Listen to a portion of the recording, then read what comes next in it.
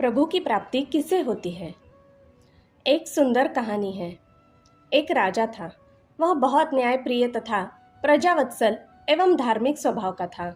वह नित्य अपने इष्ट देव की बड़ी श्रद्धा से पूजा पाठ और याद करता था। एक दिन इष्ट देव ने प्रसन्न होकर उसे दर्शन दिए तथा कहा, राजन, मैं तुमसे बहुत प्रसन्न हूँ। बोलो, तुम्हारी कोई इच्छा है? प्रजा को चाहने वाला राजा बोला, भगवान, मेरे पास आपका दिया सब कुछ है। आपकी कृपा से राज्य में सब प्रकार सुख शांति है। फिर भी मेरी एक इच्छा है कि जैसे आपने मुझे दर्शन देकर धन्य किया, वैसे ही मेरी सारी प्रजा को भी कृपा कर दर्शन दीजिए। यह तो संभव नहीं है। ऐसा कहते हुए भगवान ने राजा को समझाया, परंतु प्रजा को चाहने वाला राजा भगवान से जिद करने लगा। आखिर भगवान को अपने साधक के सामने झुकना पड़ा और वे बोले, ठीक है, कल अपनी सारी प्रजा को उस पहाड़ी के पास ले आना और मैं पहाड़ी के ऊपर से सभी को दर्शन दूंगा। ये सुनकर राजा अत्यंत प्रसन्न हुआ और भगवान को धन्यवाद दिया। अगले दिन सारे नगर में ढिंडोरा पिटवा दिया कि कल सभी पहाड़ के नीचे मेरे साथ पहुंचे, वहां भगवान आप सबको दर्शन देंगे। दूसरे दिन राजा अपने समस्त प्रजा और स्वजनों को साथ लेकर पहाड़ी की ओर चलने लगा। चलते चलते रास्ते में एक स्थान पर तांबे की सिक्कों का पहाड़ देखा। प्रजा में से कुछ लोग उस ओर भागने लगे। तभी ज्ञानी राजा ने सबको सतर्क किया कि कोई उस ओर ध्यान न दे, क्योंकि तुम सब भगवान से मिलने जा रहे हो। इन तांबे की सिक्कों के पीछे अपने भाग्य को लात मत मारो। परंतु लोभ लालच में वशीभूत प्रजा के कुछ एक लोग तो तांबे की सिक्कों वाली पहाड़ी की ओर भाग ही गए और सिक्कों की गठरी बनाकर अपने घर की ओर चलने लगे।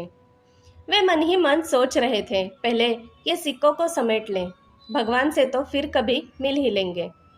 राजा खिन्न मन से आगे बढ़े।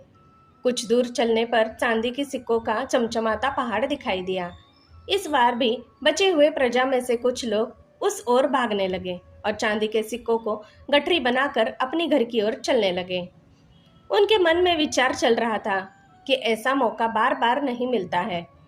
चांदी के इतने सारे सिक्के फिर मिले ना मिले, भगवान तो फिर कभी मिल ही जाएंगे। इसी प्रकार कुछ दूर और चलने पर सोने के सिक्कों की पहाड़ नजर आया। अब तो प्रजाजनों में बचे हुए सारे लोग तथा राजा के स्वजन भी उस ओर भागने लगे। वे भी दूसरों की तरह सिक्कों की गठरियां लाद लाद कर अपने अपने घरों की ओर चल दिए। अब केवल राजा और रानी ही शेष रह गए थे। राजा रानी से कहने लगा, देखो कितने लोभी है ये लोग, भगवान से मिलने का महत्व ही नहीं जानते। भगवान के सामने सारी दुनिया की दौलत क्या चीज है? सही बात है। रानी ने राजा की बात का समर्थन किया और वह आगे बढ़ने लगे। कुछ दूर चलने पर राजा और रानी ने देखा कि सप्तरंगी आभा बिखरता हीरो का पहाड़ है। अब तो रानी से भी रहा नहीं गया। हीरो के आकर्षण से वह भी दौड़ पड़ी और हीरो की गठरी बनाने लगी। फिर भी उसका मन नहीं भरा तो साड़ी के पल्लू में भी बांधने लगी। वजन के कारण रानी के वस्त्र देह से अलग हो गए, परंतु हीरो की तृष्णा अभी नहीं मिटी थी। यह देख राजा को अत्यंत ही ग्लानि और विरक्ति हुई। बड़े दुखद मन से राजा अकेले ही आगे बढ़ते गए। वहां सचमुच भगवान खड़े उसका इंतजार कर रहे थे। राजा को देखते ही भगवान मुस्कुराए और पूछा, कहाँ है तुम्हारी प्रजा और तुम्हारे प्रियजन? मैं तो कब से उनसे मिलने के लिए बेकरारी से उनका इंतजार कर रहा हूँ। राजा ने शर्म और आत्मग्लानि से अपना सर झुका दिया। तब भगवान ने राजा को समझाया, राजन, जो लोग अपने जीवन में भौतिक सांसारिक प्राप्ति को मुझसे अधिक मानते हैं, उन्हें कदाचित मेरी प्राप्ति नहीं होती और वह मेरे स्नेह तथा कृपा से भी वंचित रह जाते हैं।